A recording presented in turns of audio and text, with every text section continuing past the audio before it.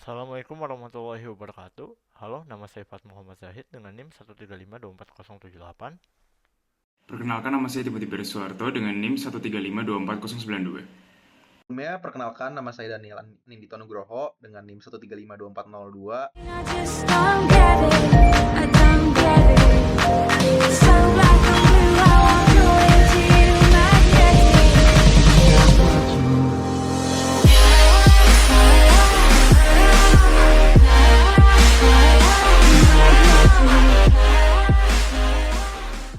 Nah, jadi apa sih tujuan dari video ini?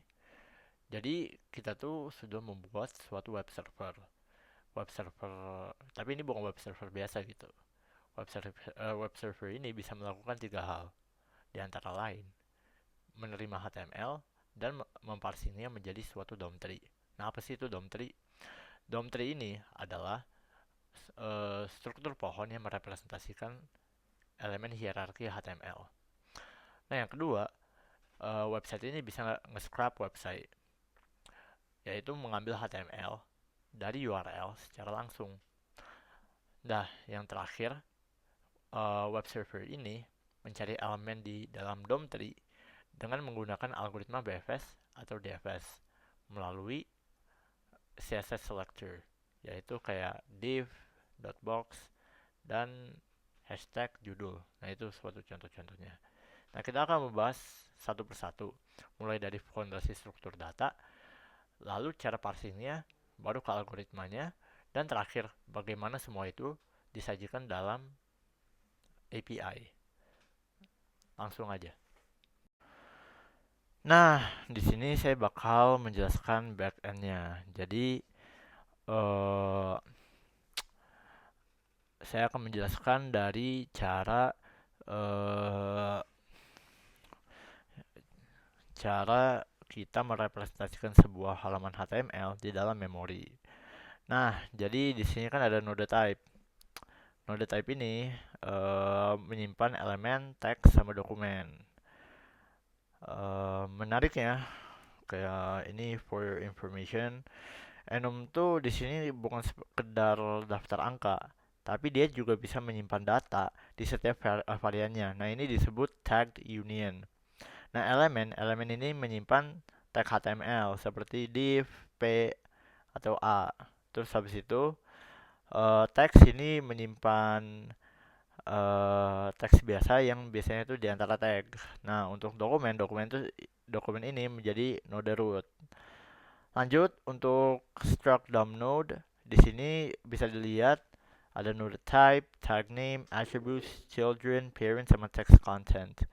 Node type ini menyimpan yang enum node type. Ya, bisa elemen teks atau dokumen. Nah, tag name itu menyimpan string. Nah, tapi kalau saya bisa ngelihat itu ada option. Nah, option itu sebenarnya buat apa sih? Jadi di Rust kan itu nggak ada nol kan. Sebagai gantinya kita tuh pakai option yang punya dua kemungkinan, bisa nol,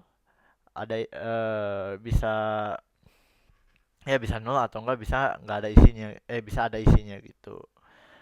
Nah, kenapa kita pakai ini? Soalnya ya untuk jaga-jaga aja sih. Sebenarnya bisa aja pakai string, cuma pengen nyobain aja pakai option string. Soalnya itu kayak Rust banget gitu. Terus habis itu ada attributes tuh pakai hash map. Nah, di hash map ya kayak map biasa sih, key sama value. Nah, kenapa kita pakai hash map itu karena ya class kan itu bisa kita class tuh kayak class sama dengan, kan biasanya kalau misalnya di HTML tuh kayak div class sama dengan, itu kan class sama dengannya itu kayak suatu atribut gitu kan. Nah, yang tanda petik di sebelah sama dengan yang kelas itu biasanya ada nama, makanya ada key sama value. Nah, terus habis itu ada children. Children ya itu untuk menyimpan apa namanya? Anak-anak dari nodenya. Terus ada parent itu menyimpan apa namanya? Parentnya. Nah, kenapa pakai option? Barangkali aja node yang kita lihat tuh itu sebenarnya dokumen, node rootnya. Nah, gitu. Terus habis itu ada text content. Nah, ini isi stringnya. Isi teks konten lah gitu pokoknya. Lanjut ke DOM tree. Nah, DOM3 ini menyimpan nodes gitu. Nah, ini menariknya nih.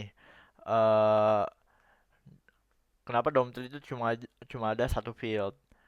Nah, kenapa kita pakai fact juga? Kenapa kita nggak pakai pointer reference kayak fact reference dump node? Nah, di Rust tuh ada yang namanya ownership nih. Ownership. Pokoknya setiap data di Rust punya tepat satu pemilik dan reference harus selalu valid selama dipakai. Ini membuat self-referential struct sangat sulit dibuat. Nah ya pokoknya kita uh, ya pokoknya kita pakai fact dom node tuh uh,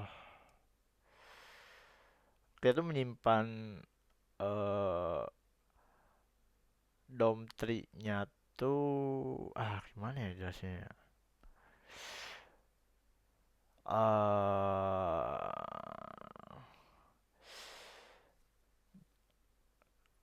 Pokoknya jelas tuh aneh aja. Terus kita tuh pakai fact dom node. Jadi kita relasi parent sama childnya tuh kita representasiin menggunakan index usize bukan reference. Terus index 0 tuh selalu nunjukin node root dan index 1 menunjuk ke node pertama yang ditambahkan dan seterusnya. Nah itu pokoknya. Oke lanjut ke implementasi DOM3. Oh ya, sebelumnya ini pub tuh maksudnya public ya. IMPL tuh implementation. Implementation DOM3 pub event new nunjuk self ini berarti apa ya namanya? Pokoknya ini kalau misalnya jadi kan kalau misalnya kita mau ngebuat objek baru kan itu biasanya DOM3 2 new. Nah ini new-nya tuh kayak gini nih. Makanya new-nya ke self soalnya ini ke self-nya ke DOM3 gitu. Nah, terus habis itu pokoknya ini nggak initialize semua apa namanya? Variable yang ada di DOM node, yes, atribut yang ada di DOM node maksudnya, sorry. Terus habis itu eh nah ini menarik nih, fact tanda seru. Fact tanda seru tuh itu makro dari rasnya sendiri. Jadi itu ini kan biasanya kalau misalnya kita mau masukin nge-initialize masukin variabel-variabelnya gitu ke suatu array itu kan biasa kita langsung salah satu kan pakai for loop atau apa gitu. Nah kerennya di fact di Rust tuh ini dipersingkat jadi ada fungsi sendiri gitu loh, fungsi sendiri yang namanya fact tanda seru. Sebenarnya ada banyak lagi cuman yang cuma ada beberapa yang saya tahu gitu. Nah ini nge-initialize nodesnya tuh ya yang ada di root ini, jadi kayak eh misalnya fact 0 jadi root ini kayak gitulah pokoknya. Terus add node ini menambahkan apa namanya, menambahkan node. Terus habis itu ada implementation defaultnya ini self new yang ada di atas ini nge-initialize gitu. Ini kalau misalnya nggak ada ya ini default constructor aja sih. Nah sekarang saya akan menjelaskan parsernya. Jadi kan di sini ada token. Token ini berisi open tag, close tag, sama text. Nah, biasanya bentuk open tag tuh seperti ini. Nah, kalau misalnya diperhatiin, awal tagnya tuh langsung ke tag name ya. Tapi kalau misalnya di close tag, ini ada slash. Nah, kita langsung lanjut ke tokenize. Di tokenize ini bakal nge-return uh, apa namanya? Vektor yang berisi token. Nah, tokens, variable tokens itu bisa jadi mutable, soalnya bisa diubah. Maksudnya bisa diubah, array-nya bisa bertambah gitu, vektornya bisa bertambah, makanya dibuat mutable. Terus ada cars ini berisi karakter yang bisa di karakter pada saat ini. Jadi kita lihat dulu nih pakai match itu switch case biasanya kalau misalnya di program lain. Kita lihat dulu awalnya. Kalau misalnya ini suatu awalan tag, kita langsung nge-next dan kita masuk ke if ini. Kalau misalnya ini slash berarti itu suatu close tag, itu bakal dibuang lagi dan akan dibuat suatu tag name. Nah, kenapa langsung tag name? Kenapa kenapa langsung tag name? Soalnya biasanya kalau misalnya closing tag itu bisa kayak gini doang gitu. Makanya kita langsung tag name dan bakal diiterasiin melalui while ini sampai ketemu ini. Jadi di cars.pic ini menariknya juga, ini bisa menyimpan uh, karakter-karakter yang dilewatin gitu. Terus kalau misalnya nextnya uh, next ya, jadi kalau misalnya ini closing akhir dari suatu tag, nah berarti kita langsung ngebreak dan langsung kita push uh, tag name ini. Terus nanti tag name ini bakal di push ke tokens. Terus habis itu kalau misalnya nggak ketemu slash, berarti itu open tag. Kita nggak initialize suatu tag content. Berarti uh, kenapa itu tag content? Tag content soalnya kalau misalnya di open tag biasanya tuh ada atributnya. Tapi ada kemungkinan juga enggak, makanya ya lanjut. Nah, pokoknya kalau misalnya dia bakal apa ya? nge Pokoknya di sini ya sama aja kayak tadi, kita bakal ngelihat semuanya sampai ketemu ini. Terus habis itu carsnya ini bakal di push ke tag content. Terus habis itu bakal masuk ke parse open tag. Nah, di parse open tag ini di sini bakal di kelompokin lagi di string yang tadi dihasilkan. Kayak misalnya div class apa kayak, kan ini kan ada misalnya di sini div class apa kayak, kan di sini ada white space, ada sama dengan, ada tanda petik, dan kita nggak mau itu. Kita maunya parser ini menghasilkan kayak misalnya div gini, class sebagai key dan ini sebagai value-nya apa kayak. Nah, kayak gitu yang kita mau hasilkan, dan di sini ini melalui parse open tag. Nah, selanjutnya kalau misalnya awalannya bukan ini, ya berarti itu teks biasa. Nah, kita bisa ngambil teks ini secara manual. Jadi di fetch HTML ini, di scraper ini, di modul ini tuh bertugas mengambil HTML dari internet menggunakan HTTP request. Jadi kita request dulu nih ke websitenya apakah viable atau enggak untuk mengambil konten HTML-nya. Jadi di sini ada response ini untuk menyimpan respons dari websitenya kalau misalnya udah ngerespon. Di sini juga kita memakai request. Terus habis itu memakai result. Nah, result itu apa? Result itu suatu library dari Rust yang menyimpan response sama errornya. Kalau misalnya ada response, ya bakal disimpan di response. Kalau misalnya error, bakal nampilin ini gitu. Nah, perlu dicatat juga kenapa kita pakai async. Async itu memungkinkan kita untuk mengerjakan hal yang lain pada saat menunggu suatu respons dari websitenya. Terus habis itu ya pokoknya async itu kayak gitu aja.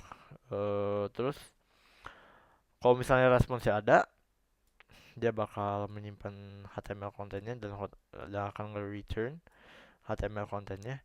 Dan kalau misalnya nggak ada suatu response, ya bakal ngehasilin ini. Gitu sih. Lanjut ke selectors. Nah, di selectors di sini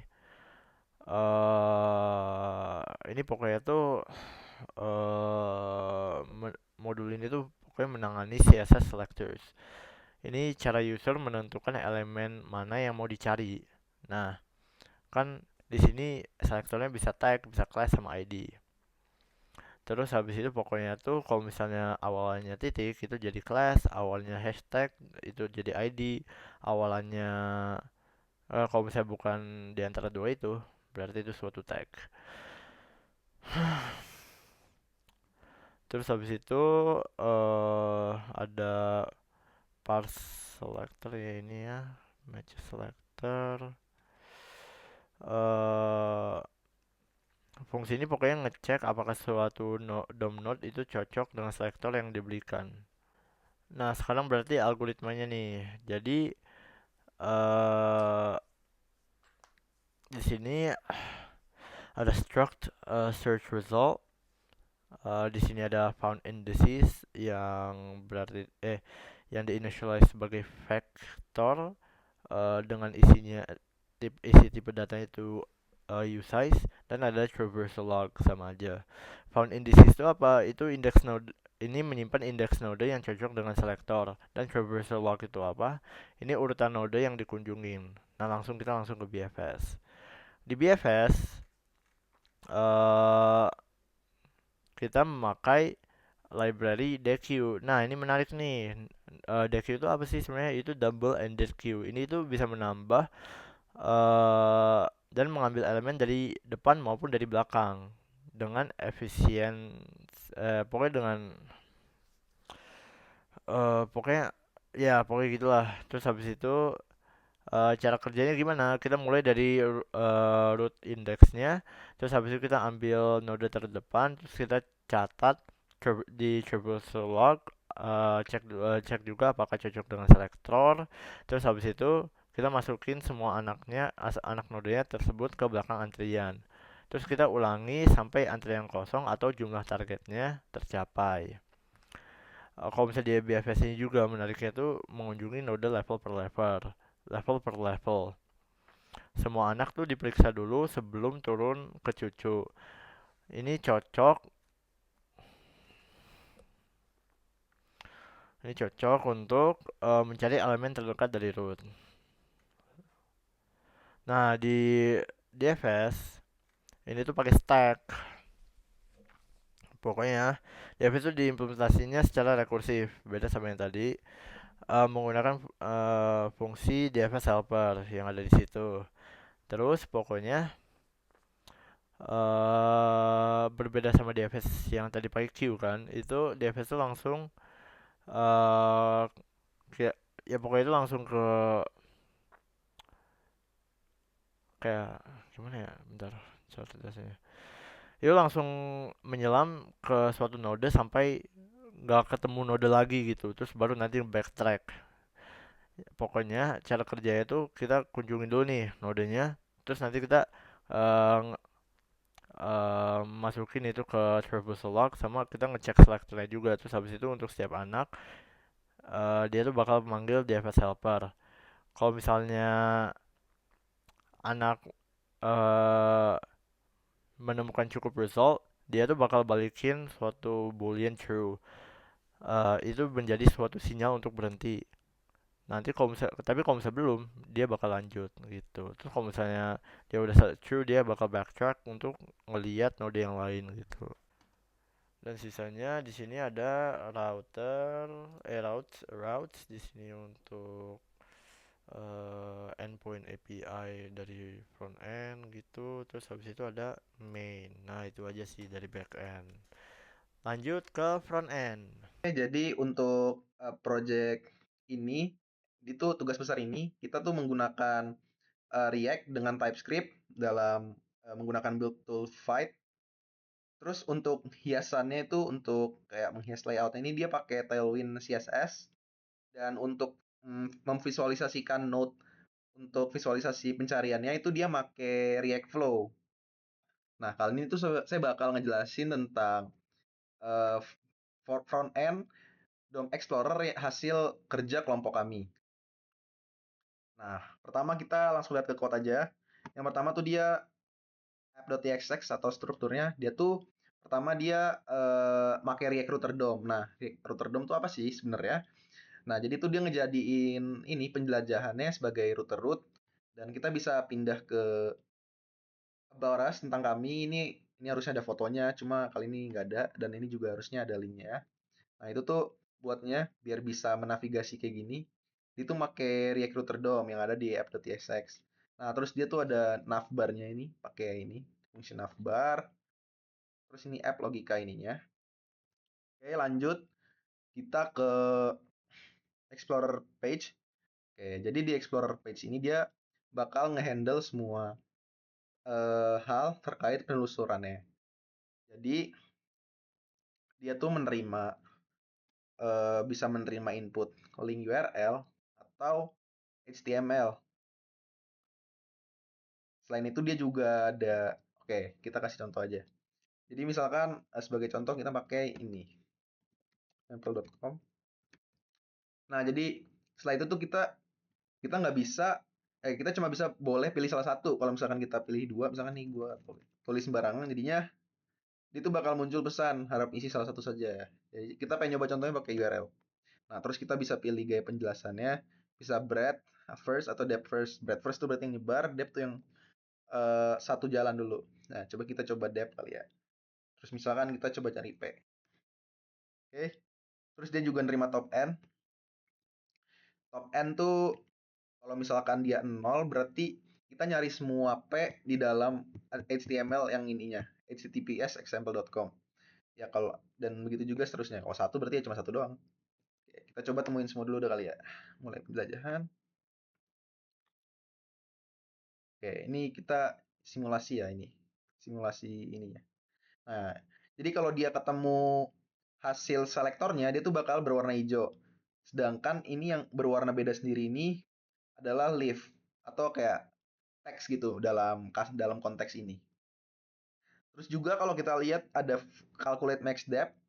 Calculate max depth ini berarti dia bikin ngitung berapa kedalaman dari sebuah DOM tree ini. Ini kan ada 5 kan. Mulai ini rootnya dari 0 dan kalau kita hitung ini tuh kita max depth-nya 5. Terus ada juga ini waktu ditempuh. Waktu ditempuhnya itu kita ngitung total dari awal sampai akhir dan juga kita juga bisa melihat berapa banyak node yang ada. Oke, setelah itu ini by the way penelusuran ini tuh dia nge-fetch dari backend menggunakan post HTTP post dari backend yang sudah nyala itu. Oke, kita lanjut ke Grab Mapper. Oh, by the way ini ada ininya ya, rutenya menyinggahi dokumen. Awalnya kan dokumen, terus ke HTML dan lain-lain. Oke. Lanjut ke Grab Mapper. Jadi Grab Mapper ini apa? Jadi di Grab Mapper tuh kita merubah dari DOM ke node yang bisa muncul satu-satu tadi. Kayak kalau kita lihat kan dia muncul satu-satu gitu kan, pop up satu-satu. Nah, itu tuh dia menggunakan Grab Mapper ini supaya bisa berjalan. Terus kayak warna hijaunya juga itu diatur di Grab Mapper ini. Oke, lanjut kita ke aboutpage.tsx. Ya, aboutpage.tsx literally ya eh, tentang ngelis setiap anggota kelompok. Ya, itu saya Daniel Andito Nugroho, terus ada Fat Muhammad Zaid dan Timothy Bernard Suwarto. Sekarang adalah pencobaan test case-nya. Ini bisa dilihat apa websitenya sudah aku jalanin, back end sama front endnya udah aku setup di VS Code. Apa aku jalanin back endnya di satu terminal, terus back end front end di terminal lain. Bisa ini akses si localhost yang ini untuk ke apa namanya ke website yang kita buat. Terus apa contoh HTML yang kita akan gunakan ini. Terus udah aku paste ke sini. Oke, sekarang yang contoh kasus pertama pakai BFS dulu. Kita coba apa yang P paragraf. Habis itu uh, top n-nya 0 itu berarti tidak berhenti kalau udah nemuin elemen. Pokoknya nemuin semua elemennya gitu lah. Kita mulai.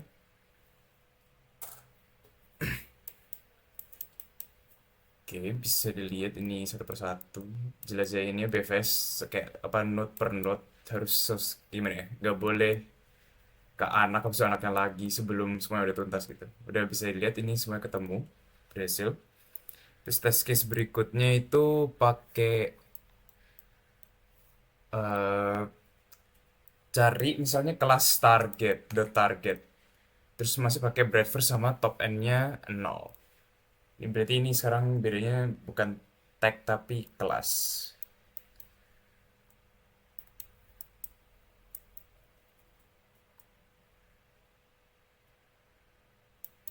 Ini baru ketemu kelasnya target, ini juga kelasnya target. Oke, berikutnya itu kita coba DFS. Terus kita nyari misalnya ID title. Terus apa top ini tetap kita nolin. Ini buat nyari. Ini coba DFS sama bedanya nyari menggunakan algoritma DFS sama nyari ID. Ini ketemu ID-nya title. Oke. Ini kelihatan algoritma DFS soalnya apa mendalam dulu baru ke berikutnya lah. Habis itu berikutnya kita coba top n-nya 1 aja sama kita ganti jadi cari kelas card. Terus kita ubah balik jadi BFS. Terus hasilnya berarti kalau ketemu suatu apa namanya node yang sesuai yaitu node yang berkelas card itu nanti langsung berhenti. Nah, ini udah langsung berhenti. Oke, berarti berhasil. Berikutnya kita coba kita balik lagi ke P aja lagi. Terus habis itu kita misalnya DFS terus kita di top n-nya 1 biar kita ngedemoin kalau ini langsung berhenti lah. Kalau ketemu P langsung ketemu. Terus coba ini coba yang BFS juga. Bisa dia nggak sedalam yang tadi, kayaknya harusnya hasilnya hasilnya sama kayaknya. Nah, sama persis kayak yang tadi. Terus kita coba yang kelasnya missing.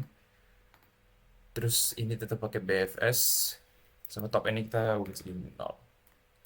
Ini harusnya nggak ada yang ketemu sama sekali karena nggak ada kelas missing.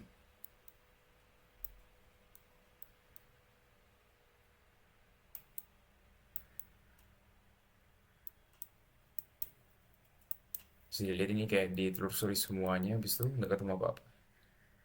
Oke, berikutnya kita nyari apa namanya mainnya, terus habis itu masih pakai BFS sama tokennya 0. Nih langsung ketemu main. Bisa sebenarnya ini udah selesai sih. Udah nggak ada lagi, harusnya ini jelasin semuanya tapi cuma ada ini doang. Terus nyoba footer. Footer tuh harusnya berarti nanti apa namanya nyari ID footer yang udah sengaja ditaruh di akhir-akhiran gitu loh. Top n-nya tetap 0, soalnya tadi udah dicoba yang top n-nya 1. Itu kan udah berhenti di ketemu 1, jadi nggak usah dites lagi. Ini nanti di akhiran harusnya baru ketemu ya. Atau paling akhir bahkan. Nah, di akhiran. Oke, itu sekian demonya. Terima kasih. I just don't get it. I don't get it. So